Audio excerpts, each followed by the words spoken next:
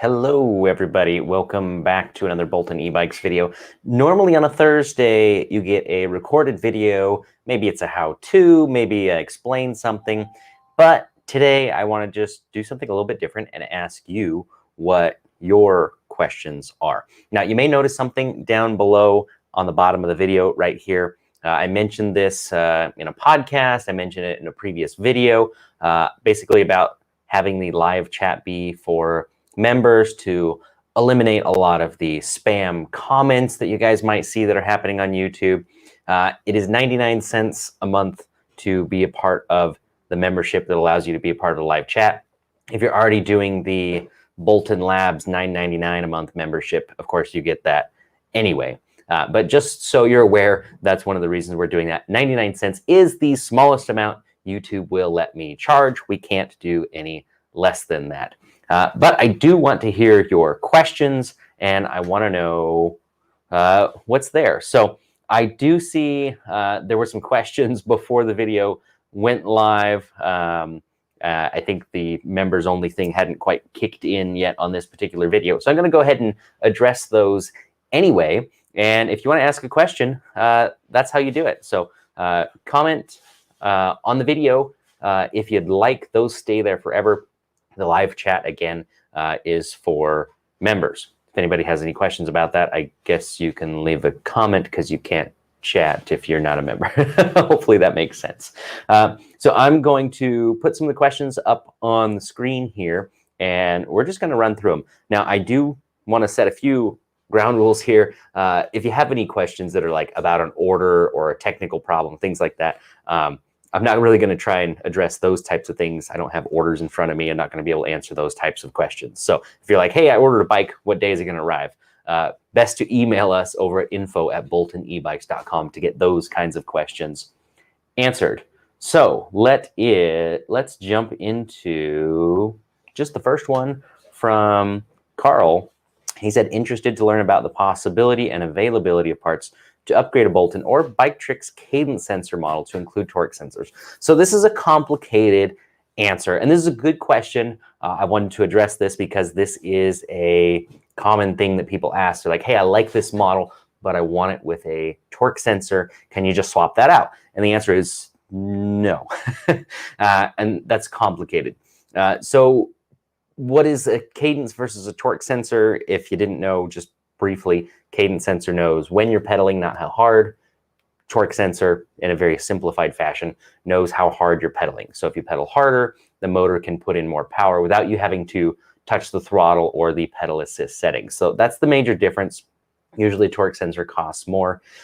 And most of the bikes that have a torque sensor have something like the Bafang Ultra mid-drive motor where it's integrated into the motor. The Bafang BB SHD motor, it just doesn't have that option. There's no parts available to do that. The Blackbird has a special bottom bracket torque sensor because it's a hub motor bike and not a mid-drive bike. And not only do you need to have that special sensor in that bottom bracket, but the controller has to be able to properly communicate. And that's something that we did special for the Blackbird, working with KT, the controller manufacturer, to get that to work. To my knowledge, no other e-bike company had used that brand or model of motor controller with a torque sensor. So it's not just as simple as changing out a sensor, unfortunately. It's a little more complicated. So odds are kind of safe to say that if your bike comes with a cadence sensor, that's all it's ever going to have. And if your bike has a torque sensor, that's all it's ever going to have. It's not easy to switch back and forth. And in some cases, just not possible. So good question. But that is the answer. There's a lot of comments coming in. I'll try and move more quickly now. Looking for a recommendation for a front chainring size and rear cassette for the Foxbat for climbing hills. Short answer is go smaller on the front chainring, go bigger on the rear cassette if you want more torque for climbing hills. I've seen some people go down to like, a 30-some, and to me that's just too small. Like a bike with a 30-some tooth sprocket on the front and a big cassette on the back will literally pull wheelies. It's just too much torque, in my opinion. I think if you go down to like a 42 tooth up front, that is really good for climbing because the stock chainring, I believe, on those is a 46. And then on that particular bike, I think it's a 12/28 cassette ratio on the back. So 12 is the smallest, 28 is the biggest. So if you went up to like a 32, that'd give you a little more range. And of course, you can do a combination of those things. The only difference is you might have to change the length of your chain depending on what you adjusted. So for really climbing hills, go down to a 42. If that's not enough, start going up to like a 32, maybe even squeeze on a 34 on the back if you want. And that, to me, is plenty. More than that, it just starts to get a little crazy. Let's see, next one here. Front disc brake noise sounds like metal to metal, centering pads, good pads on a cheetah. So that's a technical question. You should probably email so we can do some troubleshooting and figure out what's going on there. I would take a look at your pads. I don't know how worn your bike is. Maybe the pads are worn out. If it's a new bike, obviously they're not. Then maybe they just need to be broken in. There's a lot of variables there, but that's going to take some back and forth to answer how to adjust that. Bill wants to know, I know there's testing for the roll-off 14 speed to replace the internal gear on the MD1000. Can you tell us how that's going? Short version is yes, there is an update coming to the MD1000. It's probably going this direction. Not confirmed yet. And I have seen photos, but I have not seen it in person. So I personally haven't had a chance to test that combination on that specific bike yet, but it is something that is likely coming, which I'm looking forward to. Let's see. Can't wait. Saving up. What's better, CVT or manual Shimano hubs? That's a good question. There's not a lot of CVT type hubs available. And for those that are like, whoa, what in the world is going on here? What is this talking about? Constantly or continuously variable transmission. I think they might have changed their company name, but it used to be known as New Vinci. They make a continuously variable hub. So instead of having like 5 speeds or 6 speeds or 7 speeds, you basically have an infinite number of speeds within a certain range. And they have like a twist grip, and it's infinitely variable. Really cool. You won't see them on any Bolton e-bike models yet, because although I like the idea, if you put like 1,000-watt mid-drive motor, they won't hold up.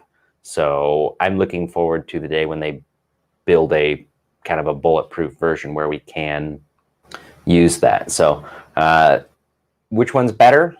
It just depends, I guess. There's not an easy way to answer that. It probably depends on the situation. Some people like the CVT because it's really smooth, but it can only handle so much power. You know, Shimano's have their limits on power too, though, so I don't know that that's a big difference. You know, that's a tough one. I think it's more of a personal preference on that. Alicia says, I'm interested in whether an e-bike will help me get around on trails. I'm a disabled senior, can only walk about a mile. Short answer, yeah. If you can still ride a bicycle, then definitely. That's an easy one. If there's somebody close by who has an e-bike shop, or you know somebody down the street who's got one, see if you can take it for a test ride and try it out. That's the best way to know for sure. But I have a lot of people who come in with similar concerns and love that. Cheryl, let's see, Saber, Fox, Bat, I assume that's what it's referring to. Are there any water issues with the battery or odometer? No, don't. I'll go with my standard things about rain. I don't recommend leaving bikes out in the rain. If you're riding and you get a little sprinkle, it's not going to hurt anything. The motor, everything's pretty well sealed up. But I wouldn't leave it outside in the rain all the time. And I also just would be mindful about, you know, cleaning it, washing it. You know, don't go spray the battery with a hose, obviously. Just kind of use some common sense there, and it will be just fine. Carrie wants to know, what is your favorite e-bike? And that is a tough one. I've ridden so many e-bikes. There's so many that I really like. The Bikeonit MD750 is what I've been riding the most lately. I've been using it to commute to and from work, and it's been a lot of fun. The fat tires are great. It's got tons and tons of range, but you could save some weight with a different bike. It's a heavy bike. So some other bikes might maneuver a little bit better off on trails. They might be easier to load onto a rack. Those are things to consider. Now, it's also a very big bike. The standover is rather tall compared to a lot of other options. So there's some downsides to it. Now, because I'm just riding from home to work and then from work back, you know, I'm not lifting it and not having to put it on a rack. That doesn't really matter. But those are things that I would consider. And what are we building next? I have revealed more information on new bikes in the Bolton Labs membership area. I did a video just this last week going into more detail, shared some pre-production photos of some new bikes, and I'm not going to spill the details other than there's more mid-drive bikes in the works. There's full suspension bikes in the works. All-wheel drive Blackbird is not in the cards. Are new versions of the Blackbird in the cards? Maybe. And let's see. Thank you, Alicia, for joining the membership, and Ken and Bob Lane. We're getting new members. Awesome. I really do appreciate that. Will you make a 1500 watt kit for a Rad Rover 5? So if you take the upgrade kit that we sell and put in the bigger 750 watt motor, you know, a 52 volt controller, technically that's well over 1500 watts. Huge difference in power compared to stock. So kind of already have that. If you're looking for more power than that, then, you know, you could DIY a different motor. It kind of just depends on what you're actually after.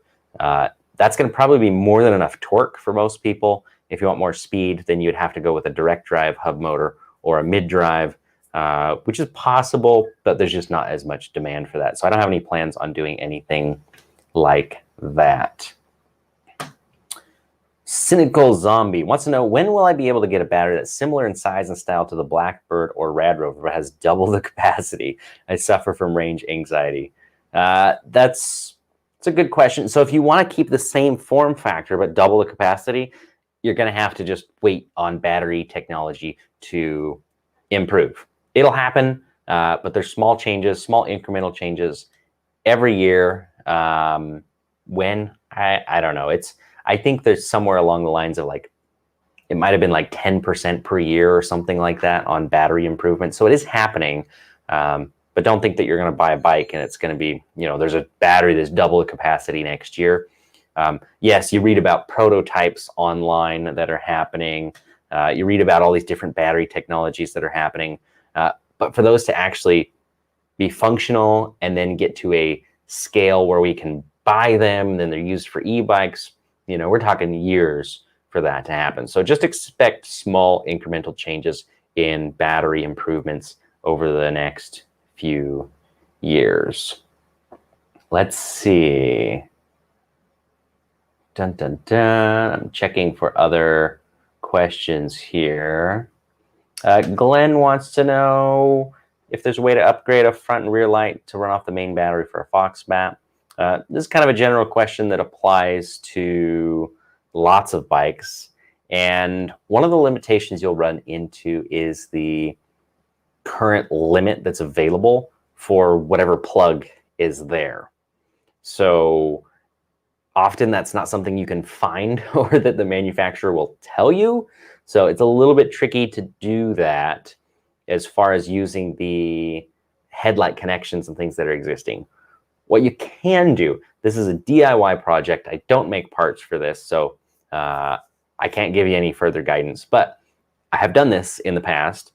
What you can do is basically make like a small Y connector at the battery somewhere on any e-bike and basically pull power off of the battery before the motor controller, not after.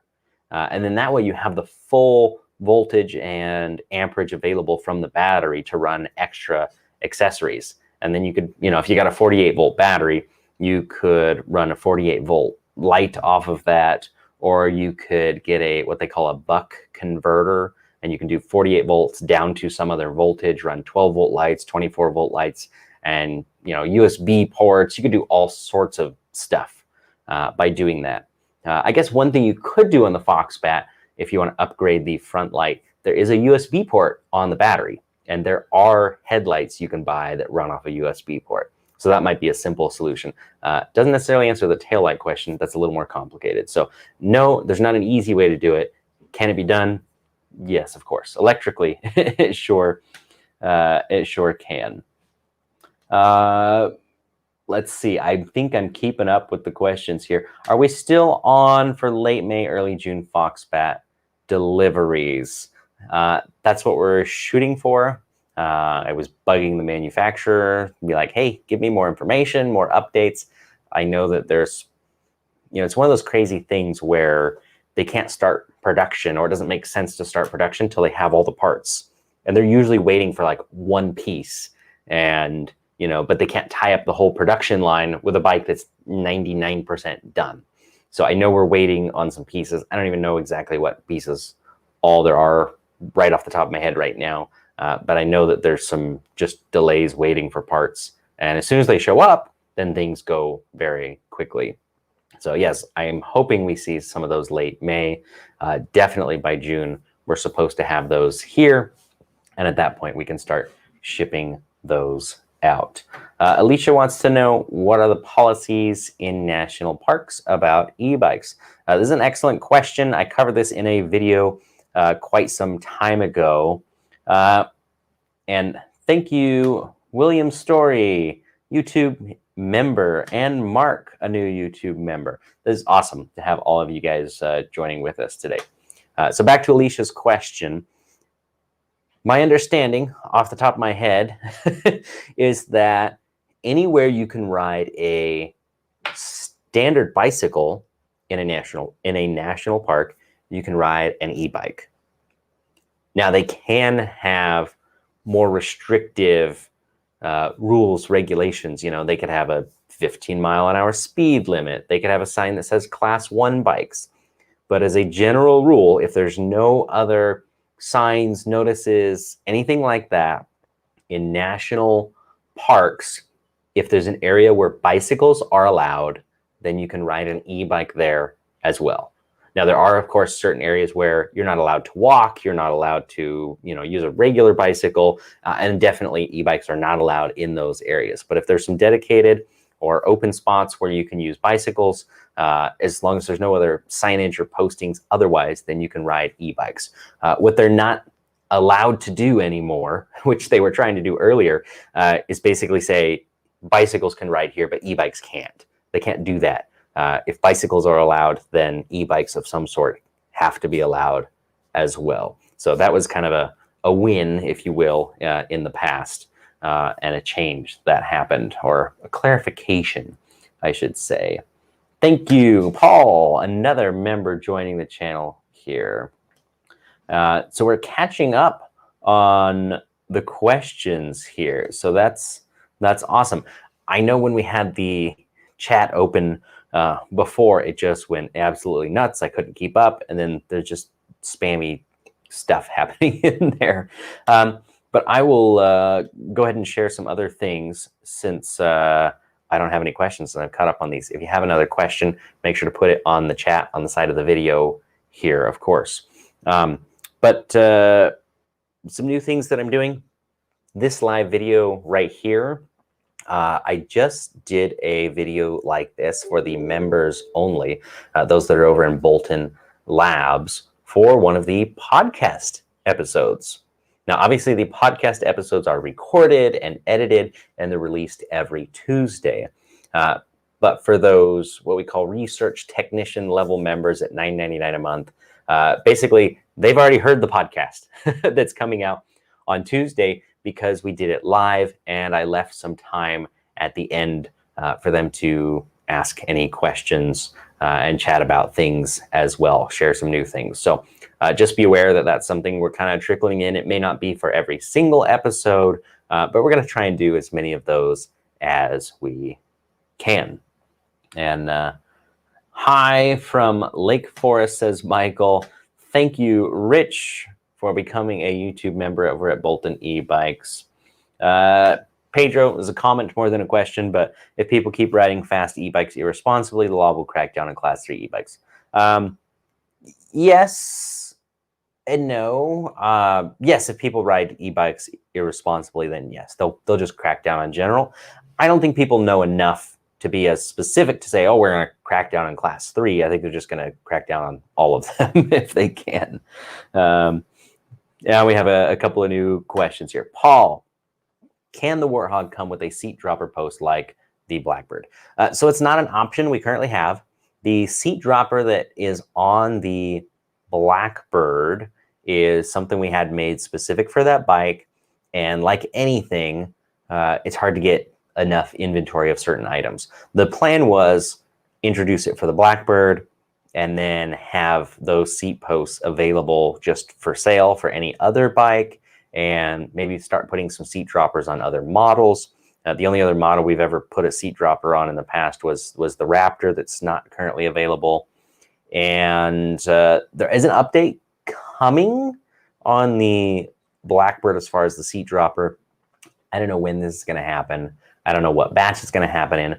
But the goal was always, because the seat dropper has the lever right underneath the saddle, the goal was always to have it as a remote seat dropper. So you actually have a lever up on the handlebars that you push. Makes it much easier to move it up and down than having to pull a hand off the handlebars to adjust the seat.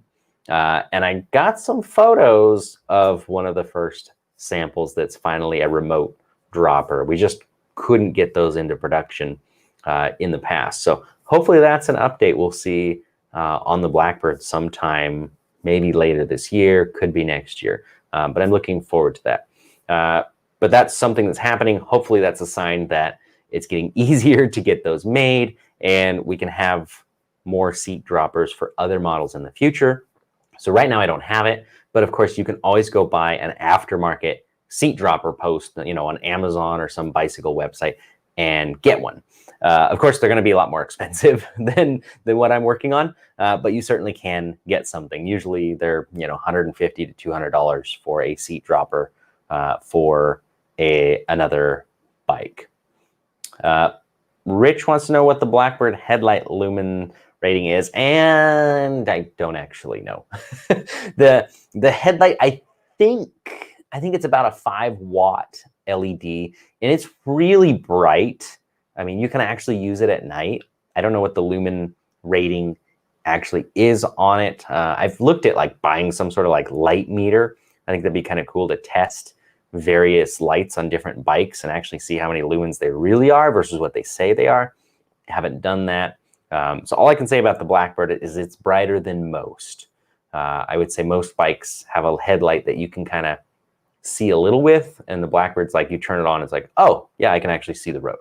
So I made a point to put a really bright headlight on that.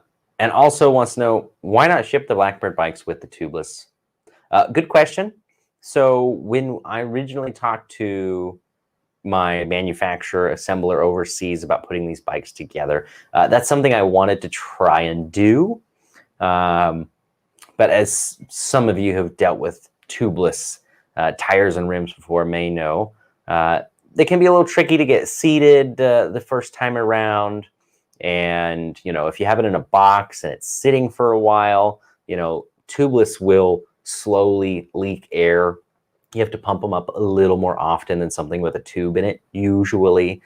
So the concern was they just weren't going to hold up very well in shipping. And basically everybody was going to get their bike with what appeared to be flat tires and have to pump them up. And, if there's leaks, they'd have to seal it up. And it's kind of going to force everybody to be an expert on tubeless when they get their bike. It just didn't seem like the right thing to try. So that's why they weren't made that way. And why aren't we offering it as an option right now is simply due to time. We're back ordered.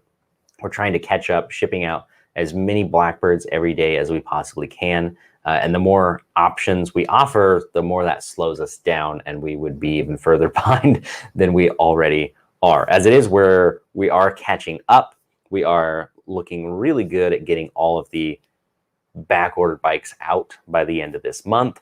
And then May is going to immediately start into the spring deliveries.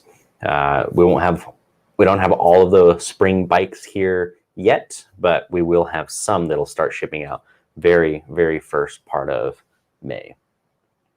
Do I know of a color display that works on a Hemiway cruiser? Not yet. Somebody just emailed and asked this question. I've been emailing back and forth with one of the people at Hemiway as well about making an upgrade kit. So that's something I'm looking into. Time frame, timeline, I don't have any of that information yet, other than we may have an upgrade kit for the Hemiway bikes like we do for the Rad Rovers. So that would be a new controller and a new display, basically unlock the bike, open up the functions and settings. We would probably do the same display and motor controller that we use on the Rad Power kits, but with different connectors. So it's plug and play for the Hemiway bikes because it uses a different motor connector and a different motor brand. So there'd be some slight tweaks we'd have to make to get it to all work, but it is something I want to do.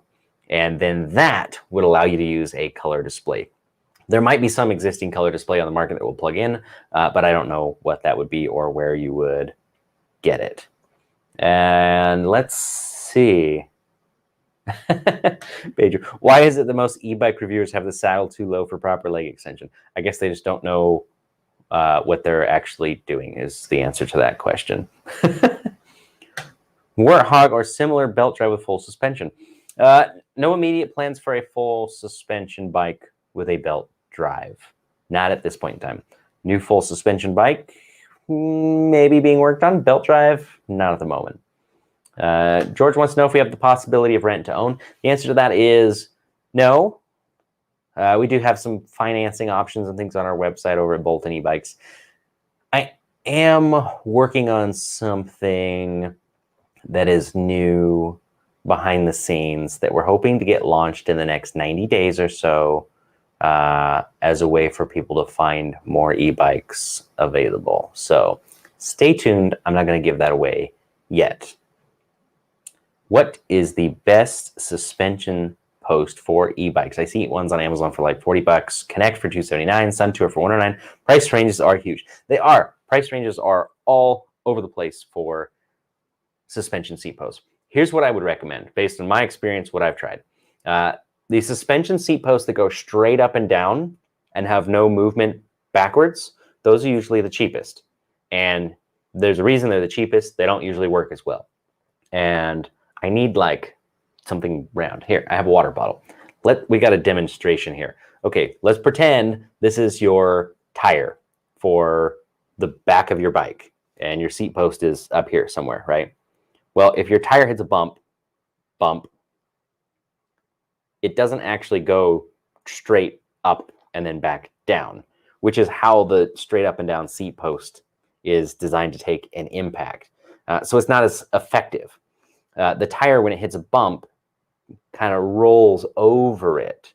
So when you look at ones like Suntour or Connect, one of those other ones you mentioned, if you look at the mechanism, they actually move. If the tire is moving this way, the seat post is moving this way. So they're exactly counteracting the force of that bump, and that's why they work so much better. I've used some brands that are like $50, $60 in the past that have that function that actually work pretty well and are still well under $100. I don't know if those are still available right now. I've seen them on Amazon before. I don't remember what the brand name is. The Suntour ones are great. I've used a lot of those. That's kind of my go-to because the quality's good. You know, name brand people recognize. Price is kind of right in the middle range. That's reasonable. I haven't tried some of those, you know, $300 range seat posts. I know people who have, and they said it didn't feel any different than the Suntour. They probably do something a little bit better, maybe, and that's why they cost so much more. But my opinion is, if you're just looking for value, the Suntour is a great option. There are even cheaper ones that might be as good as a Suntour. And then the Connect and the others, if you really want the best thing money can buy, go for it. I don't know that you can really tell a difference.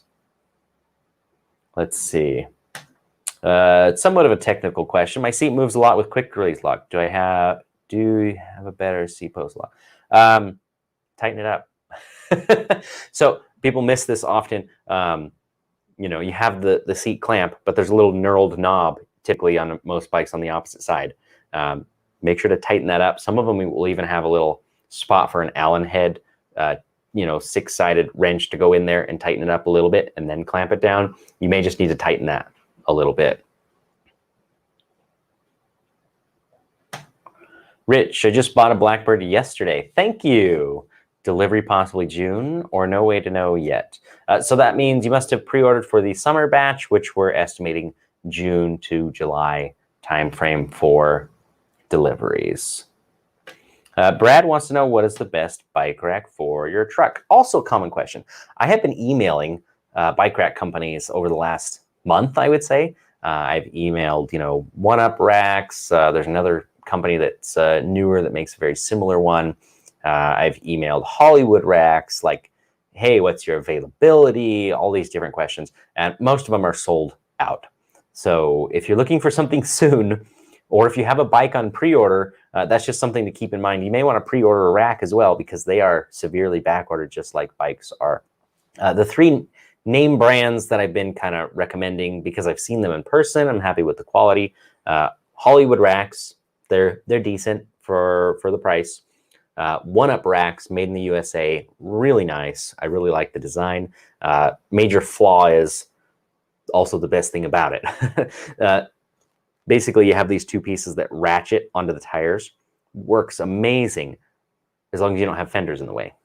If you got fenders or racks, sometimes they can be a little more complicated. Otherwise, that would be my #1 pick all the time.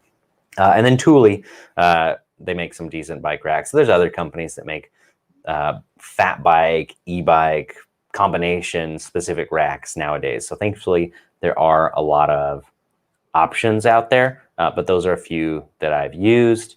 And for those that just want, like, hey, what's the sturdiest possible thing that's also the cheapest? You can go to like Harbor Freight and buy a motorcycle carrier for like $100 that is rated for like 250 pounds.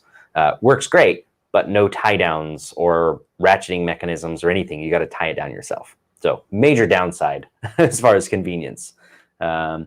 Stanley Yelnats, I know that's not your real name, but I like that. I remember it. He has been here in person. Where will all the millions of e-bike batteries go when they wear out in the next few years? It's a good question. I am drawing a blank. If somebody knows what it is, mention it in the chat here.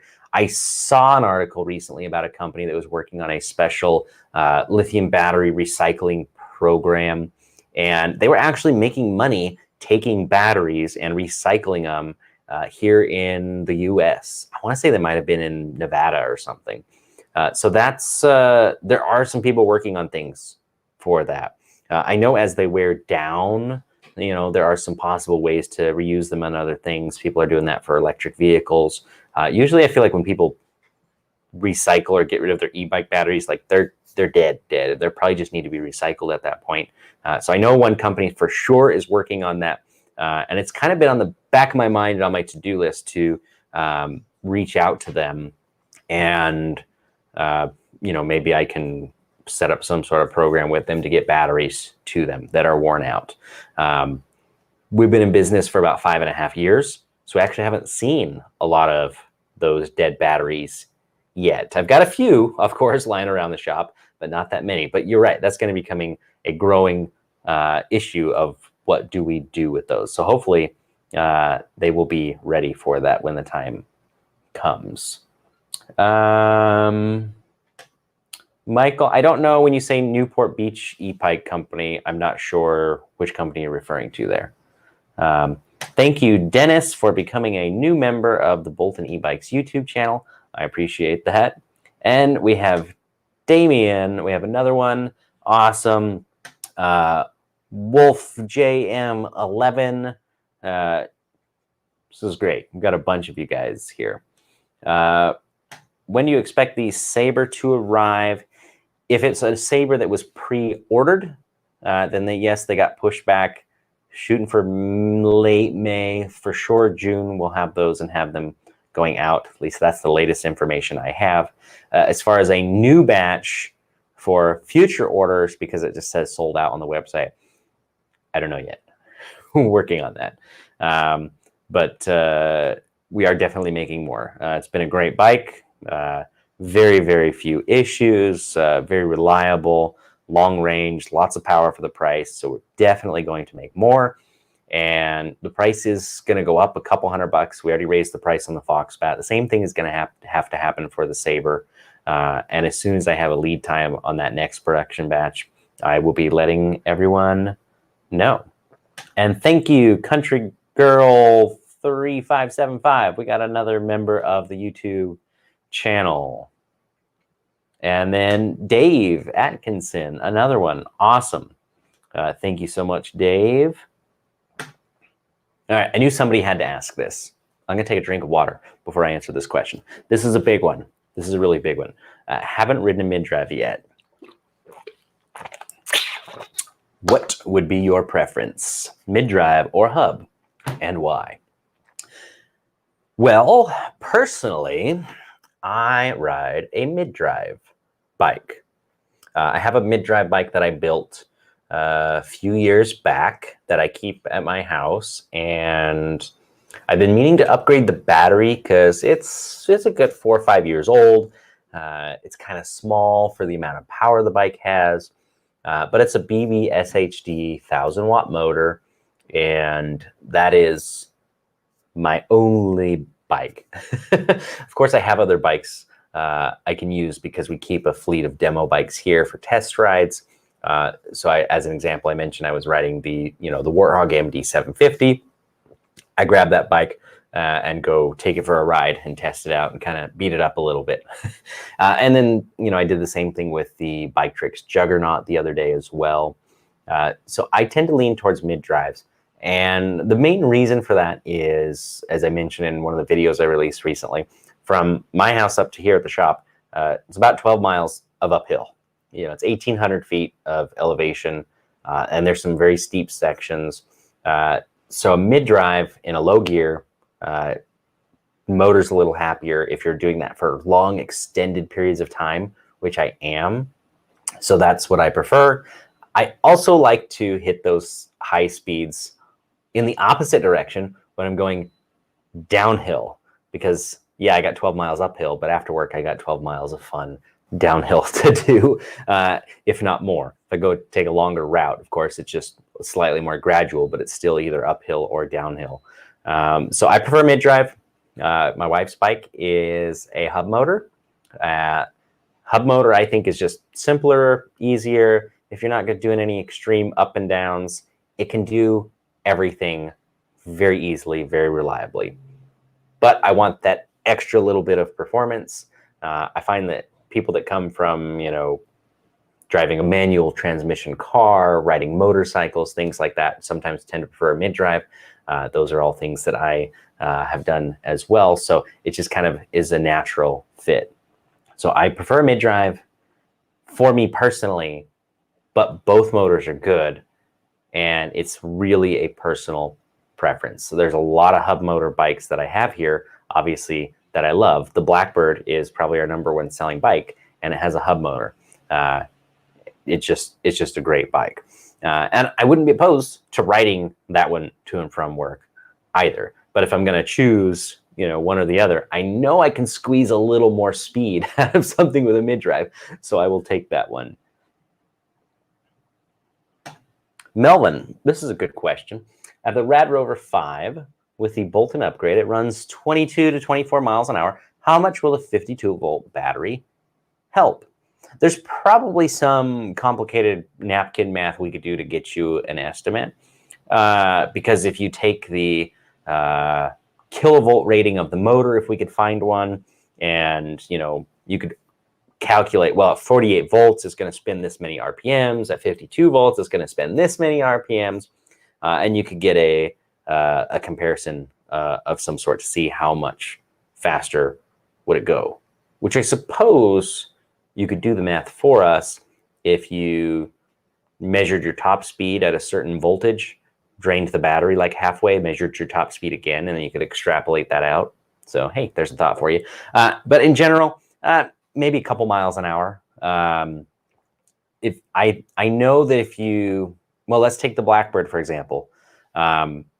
It's a 26 amp controller that comes on the Blackbird.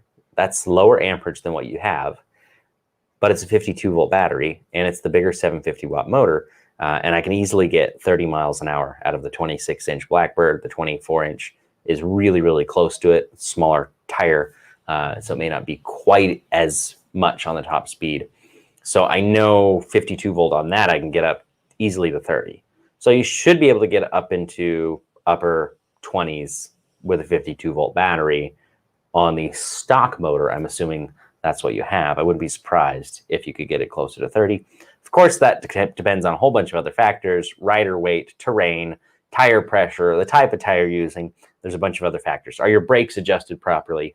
So just be aware of those things as well. And make sure you have your speed or your tire diameter set correctly so your speed is reading as well. Wolf wants to pick up Sabers. You can email us about that. We're happy to change the order for a local pickup. That's not a problem. Do you think there's a chance to have a Bolton Labs meetup? And let's see. And the second half of that message, I'm not sure what you're saying. Something about try your bikes up in Nevada City. So we might do something in person here. I think we can safely make that happen with a decent group of people sometime this summer. So no details on that yet, but don't be surprised if we announce something where we kind of invite people to come take everything for a test ride, have some sort of an event. Voice to text failure. Ken, here's a good question. How hard is it to switch from a hub drive to a mid-drive? Well, technically, you don't have to switch from one to the other. You could just add one. That would be the easiest way to do it. Doesn't really make sense, but you could do it. As an example, you got a hub motor bike. You could basically take the bottom bracket assembly out and install a BBSHD mid-drive Bafang motor right there. Now you got two motors. You'd have twice the electronics you would need, so it wouldn't really make sense. And you'd have a hub motor in the back. If you really want to change a hub motor to a mid-drive, the right thing to do would be to replace the rear wheel with a standard hub that doesn't have a motor in it. That's what I would prefer. Get rid of that extra weight that's not doing anything. But then you basically have to replace all of the wiring, all of the electronics. So it can be done, but it usually doesn't make sense to do. I've seen a couple of people put a mid-drive motor on like a rad power bike, and the amount of money you dump into that, here's my realistic take on this. You could have sold the bike and bought a bike with a mid-drive, not done any of the work, and maybe had a better result. So that's probably what I would do. Just sell the bike, recoup some of your money, and buy a mid-drive, because the amount of money you'd spend on a mid-drive and converting it over, you could have just done that instead. That's my thought on that. Let's see. Can you explain why the Hemiway is so much more powerful than the rad bikes? Is it all controller or motor fake specs? So I have a Hemiway bike here. I have a rad rover bike here. I just got another Hemiway bike, the Escape model, sitting in the box still for a review. So watch out for that coming out soon. I'll be excited to test that one out as well. It's a combination of things. Honestly, the Hemiway motor, if we pulled the motor out and compared it side by side, I bet the motor is probably going to be physically a little bigger, but then you also have a controller that will feed more amps to it. So the Hemiway is probably running at, or capable of running at 750 watts continuous on the power, and it might peak a little higher. The rad power bikes, as we all know, continuously run at 500 watts and peak at 750 watts. Most, maybe not all, but most, I feel like manufacturers, if it's 500 watts, it'll peak a little higher. Rad Power doesn't do it quite that way. I prefer to rate my bikes as continuous. So if I have a bike and it says 750 watts, that means it can run 750 watts continuously but it can run peak power higher than that. You know, it might do 1,000 watts. Most of our 1,000-watt bikes will realistically peak close to 1,500 watts. So that's probably why you're seeing such a big difference in power if you've ridden both side by side, is that, yeah, it is actually slightly more powerful. It just has slightly bigger motor, slightly more powerful motor controller, and that can make all the difference in the world. Maybe along with the riders and test ride event, we could work on the shop demo track trail. Hey, that's a great idea. I actually had somebody reach out to me recently, interested in one of my bikes, who is a local trail builder. So maybe he'll be open to making a deal. We can get that done. 5'3", hunt on my own land in the hills of Tennessee. Can't find an e-bike for my needs. That is a problem, is that not all e-bikes are available in all sizes. So I fully understand where you are coming from, and that's why we have been trying to introduce more step-through models to give you more options. Depending on how comfortable you are getting on and off of a bicycle, something like the Stunner X with the 24-inch wheels might work for you. It's available in some 24 by 3-inch fat tires, so decent off-road. Low standover height, fairly short as far as the reach from the saddle to the handlebars. So it's probably doable. You know, as far as other options, the Crusader we've got, which is a small 20-inch fat tire bike, works well too. Smaller tires, so not as good if you're going to use it off-road all the time. And it's also a folding bike, so maybe not exactly what you're after. Some of those new bikes that we are working on are more things to address this problem of not having enough bikes that fit a shorter height range. So hopefully I'll have some more options for you in the future. But the Stunner X with those 24-inch tires and wheels would be one suggestion that might work for you, certainly worth looking into. Or the Crusader I mentioned is the one that we have on our website that could be an option as well. Doesn't say it's a question, but it sounds like a question. Melvin says, my Rover 5 doesn't say Bafang. That's right, it doesn't say Bafang, but it is a Bafang motor. Rad Power buys enough motors that basically they have their own version of the motor case made. So it says Rad Power Bikes or something like that on it. Bafang will do that over a certain quantity. You may see something like that on the Blackbird models where instead of saying Bafang, you know, it has our brand name on it. But it's still a Bafang motor. It's just a change in the mold and the engraving or the label or whatever you want to call it. Wolf Jim, I'll throw this up there for you. Country Girl says girlfriend's the same size and love the Saber. Saber's a pretty big bike, so I don't know if I'd recommend it for everybody at 5'3", but it, like I said, depends on how comfortable you are getting on and off of a bike. It certainly can be an option. So awesome. This live chat has gone for quite a while. We've gone through a bunch of questions. We've got a bunch of new members on here. So awesome. I appreciate all of you guys. We're going to go ahead and wrap things up as far as this live video goes. Let me know in the chat. Do you want me to do more of these? And also throw out some suggestions on YouTube videos you would like to see going forward. We have long lists of all the possible things we could do. But what's more important is that I make the videos that you actually want to see. So let me know in the chat if you're watching this video after the live stream. Feel free to leave a comment as well. Don't forget to like this video, and if you're watching for the first time, hit that subscribe button. And we'll probably be back to a regular recorded Thursday video next week, but we're going to do more of these live videos. So watch out for a live review on the Hemiway, and that is going to be a giveaway bike. Yay, excited about that. Ride One Up was the last giveaway I did for those wondering about winners. We have selected a winner. I have called the winner. I've emailed the winner, and I haven't got a response from the winner. So we're just, sometimes it takes a little time to get in touch with the potential winners for these bikes, and that's why the announcements can be a little bit slow. But I've got the Hemiway bike coming up to give away. I can't spoil what it is, but there is another fairly popular e-bike company. I feel like they're growing quickly. That has a new model coming out, and they're letting me get one of the first ones to show off. Also going to be a giveaway bike. And I think I've got, a couple more after that. So we probably have 4 or 5 or maybe more bikes lined up to give away over the next couple of months. So those reviews, those live e-bike reviews are going to be trickling out pretty steadily over the next several weeks. And we're going to do those in a live format like this. But of course, outside, now that we have all of our live streaming equipment working the way it's supposed to be, because I know we had one day where it didn't work at all. But we're going to do that. Before I go answer the last questions here, so if you have a question, throw it up there right now.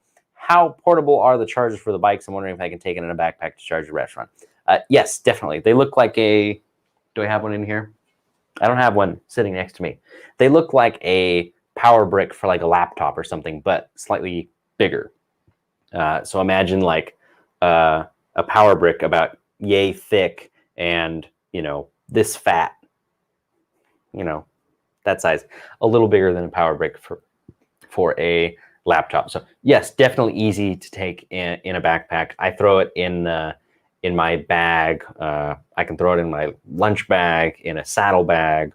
If any other sort of thing you have on you that you're carrying stuff with on your bike, very easy to take a charger with you and plug in somewhere. I do it all the time. Thank you, everybody. And Dennis says, do more. We will. I appreciate everybody, all of your comments flying through the chat here. And we'll be back for another live video very soon. Not today, but very, very soon. We'll see you later.